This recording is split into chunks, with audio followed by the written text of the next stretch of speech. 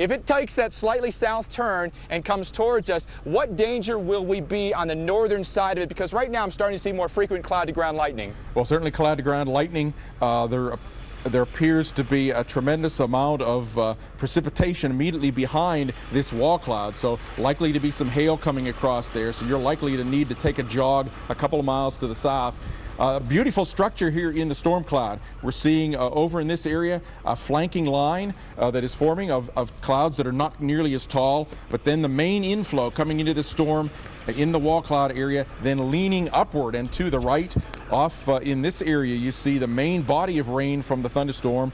You see this little secondary area of rain and hail that's just to the rear of the wall cloud, and that's down near the hook echo of this spiraling supercell thunderstorm. So this again continues to be the area to monitor for the possible development of tornadoes.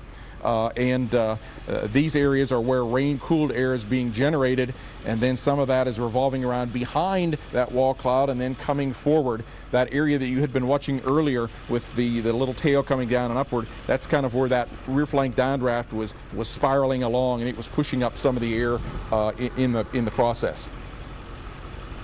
Dr. Forbes, it looks like, and we're going to grab the camera here real quick and go handheld. Now, it looks like it keeps funnels dropping down and dropping down, but nothing seems to want to sustain itself.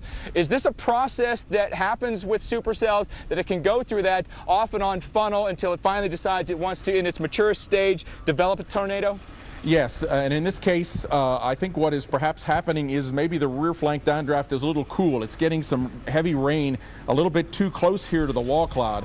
And one of the hypotheses from Vortex 1 was that rain-cooled, too cold a downdraft makes it harder to get tornadoes because that colder air is dense and heavy. It's harder to pick it back up real quickly. But as you say, we keep trying to get tornadoes. We get a cone-shaped, wedge-shaped funnels hanging down. It's definitely doing it more now than we've seen before, trying to produce tornadoes. Yeah, there you go, Dr. Forbes. That one looks more impressive than any one we've seen so far. Yeah, that funnel is coming down. Yeah. Hard to tell if that's actually reaching the ground or not.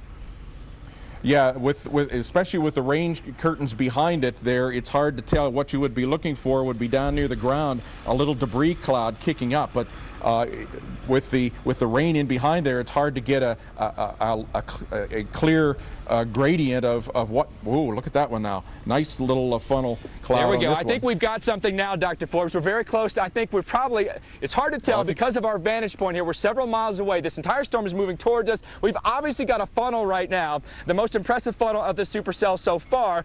It looks like a little rope thing, and then we go again. It teases, it wants to come down, and then it lifts right back up. As you were talking, it can be a process. Yeah, absolutely. I agree with you. I believe you had a brief tornado occur right there. As you say, there was a very narrow little rope tornado that came down very briefly. It certainly looked to me like that had rotation, had a little bit of dust that got picked up at the ground. Dr. Forbes, I want to give everyone kind of at home a vantage point of what we're looking at. We've been following this on the radar, and I want to show you here. This is the storm that we're following right here in Goshen County, and where you see the little truck in the spirals here, that's our exact location. So we think we've put ourselves in a position where the storm is coming towards us, but if it's any more of a right turner and goes south, it may end up being farther south of us, correct? Yes, that's correct. Yeah, it does certainly seem as if it may be taking a little bit of a right turn. It's going to get very close to you.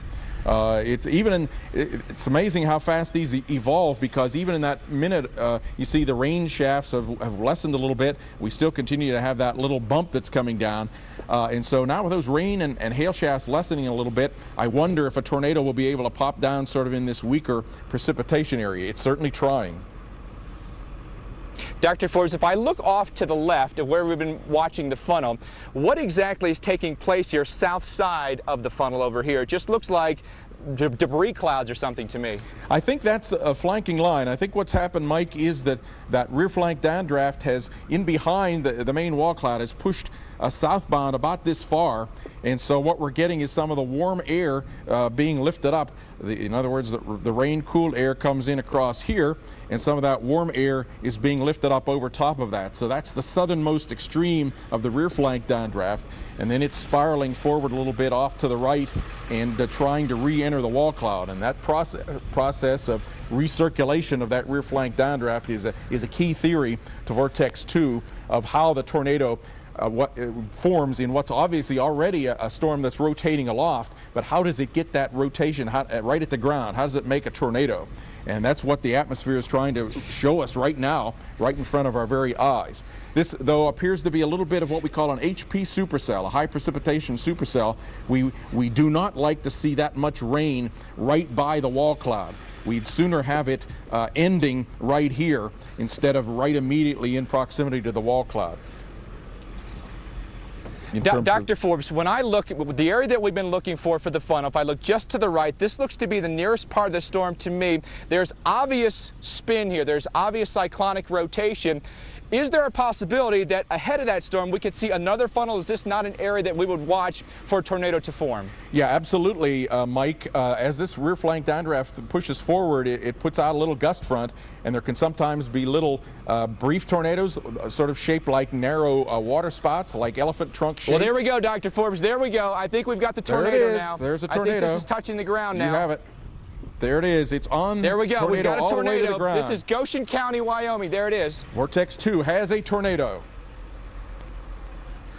This is the first tornado that we have seen so far, folks, with Vortex 2. We've waited nearly a month. That is getting bigger now. That's it. Initially started as a rope tornado right in that wall cloud, has now developed what looks to be a fairly significant tornado on the ground from our vantage point. We're still several miles away from this storm as it pushes southeast through southeastern Wyoming. Right-turning storm that started out as a cluster, but right now what you're witnessing is a live tornado in Goshen County, Wyoming, as it heads south and eastbound. Dr. Forbes, when you look at what's happening right now, how difficult is it to determine how much precipitation we've got in the cone here, how much debris we've got? Because when I look at the topography here, when I look at the landscape, mostly farmland here, which is a very good thing.